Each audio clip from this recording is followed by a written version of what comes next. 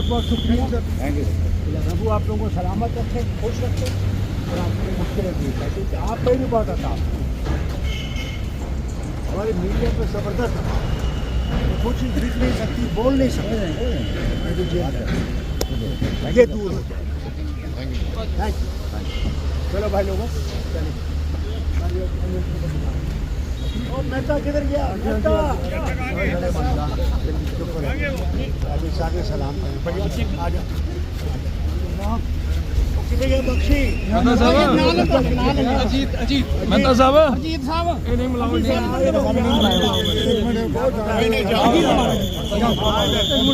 आगे आगे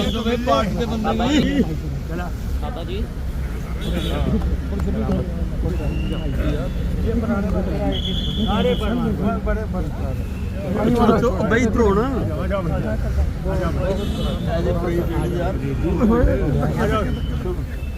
मंशूर को मेरे को बुला लेना पापा जी। आपकी मोहब्बत का शुक्रिया। आइए बहुत बहुत जान दे। चलो ठीक बेटा।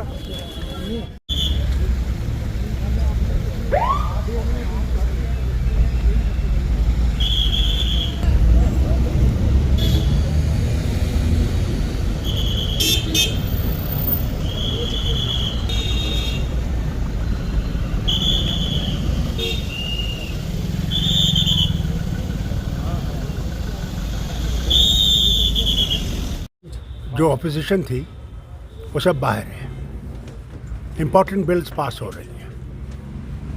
हमने क्या गुजारिश की थी? पूरी ऑपोजिशन ने ये गुजारिश की, ये जो ब्रीच हुआ है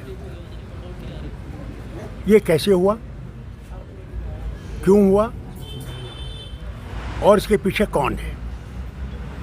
मेहरबानी करके सारे हिंदुस्तान की सिक्योरिटी कौन देखता है? Home ministry. हमारे बॉर्डर्स की भी हिफाजत होम मिनिस्ट्री की ये सब करती है। पार्लियामेंट की भी हिफाजत होम मिनिस्ट्री के ही, पुलिस वाले हों बाकी हों, सारे होम मिनिस्ट्री से। हमारी गुजारिश थी कि होम मिनिस्टर साहब तशरीफ लाए और ये पूरा बताएं। हमने कोई झगड़ा नहीं करना था, हम ये जानना चाहते थे कैसे हुआ, क्या हो सकता था। ये बम लाते, ये जहरीली गैस लाते जिससे खुदा जाने कितने एमपी मर गए होते है। ये कैसे हुआ? नई पार्लियामेंट है और कहा गया कि ये इतनी सिक्योर है कि जितना अमेरिका का गोल्ड वो फोर्ट नॉक्स में है उससे ज़्यादा सिक्योरिटी यहाँ है।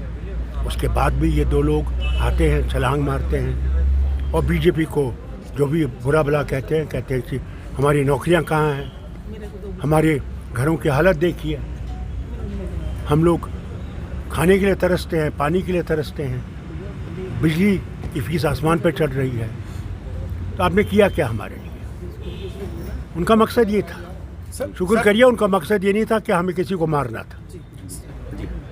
पहले भी आपने इनकी जजमेंट देखी है सुप्रीम कोर्ट की, उसमें भी ये कहा गया था कि ये परमानेंट है, इसी सुप्रीम कोर्ट ने।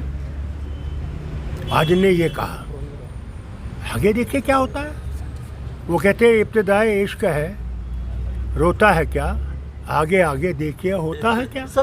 वो ये भी कहते थे ना कि 370 जिम्मेवार है टेररिज्म का जी, कहते थे ना जी। रियासत बैकवर्ड हो गई थी इनके वक्त में है जी। उसी पार्लियामेंट में राज्यसभा जिसमें कहते हैं, उसमें जब गुलाम नबी आज़ाद साहब अपोजिशन के लीडर थे, उनने दो रियासतों को कंपेयर किया, गुजरात को और जम्मू कश्मीर को। हमारे यहाँ 370 था, उसमें आंकड़े दिए जिसमें जम्मू कश्मीर गुजरात से भी आगे है। बिल्कुल। तो फिर 370 ने तो उसको पीछे नहीं रखा। आज भी आतंकवाद है, अभी आपने देखा कर्नल को भी मार डाला, दो जो है कैप्टन और सिपाही शहीद हुए, नहीं हुए। रोज़ कहीं ना कहीं बम फटता है, अभी कल ही सुरनकोट में हुआ। तो मुझे बताइए, अगर ये कहते हैं आतंक, और हमारे सिपाही वो बेचारा क्या कर रहा था, वो ईदगाह में बच्चों के साथ खेलने लगा, क्रिकेट खेलने लगा, मार दिया उसको, फारूक साहब मर गया। तो ये मुझे बताइए, तो क्या आतंकवाद बंद हो गया है?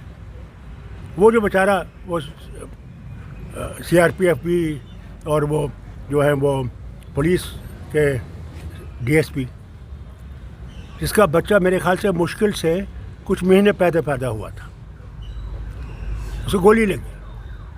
उसने टेलीफोन पे हमारे AD साहब को टेलीफोन किया कि भाई मैं मर रहा हूँ, ये हेलीकॉप्टर जो ऊपर घूम रहा है इसको नीचे उतारिए, इसको मुझे ये खून बंद हो। फिर बीवी से कहता है, क्या होगा उसकी बीवी पे असर, कि मैं जा रहा हूँ, मैं नहीं बचूंगा, मेरे बच्चे का ख्याल रख। 2047 मुझे आंसू आए जब मैंने ये सुना। 2047 कहाँ पहुँचे हम? आतंकवाद बंद नहीं हुआ, वहाँ डंडूरा पीट रहा है। जी टूरिज्म इतना हुआ, अरे एक टूरिस्ट को गोली लग जाएगी, कोई नहीं आएगा। फारूक साहब ये तो शुक्र कीजिए वो आ रहे हैं और कुछ हम रोटी खा रहे हैं। 2047 फिर कहा फैक्ट्रियाँ आएंगी, कहा यहाँ बड़ा उद्योग लगेगा। कौन सा उद्योग लगा? कश्मीर में एक वो दुबई वाला मॉल लगा रहा है। अरे मॉल तो पहले ही हमारे यहाँ है, तो उससे कितना उद्योग बन गया। तो ये जो इनने एक वो बनाया ना किस्सा, ये इनका पहले से है सर। डॉक्टर ये 48 से इनका ये है कि साहब हमने इसको ख़त्म करना है। हर घर के सामने आपका एक सिपाही खड़ा है, बंदूक लेके खड़ा है, मॉडर्न बंदूक लेके खड़ा है। क्या उसने मरना है? जिस दिन वो बंदूक उठ जाएगी देखना किस तरह पत्थर पड़ेंगे।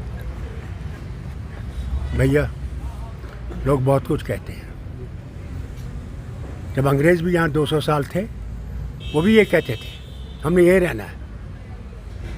हैं?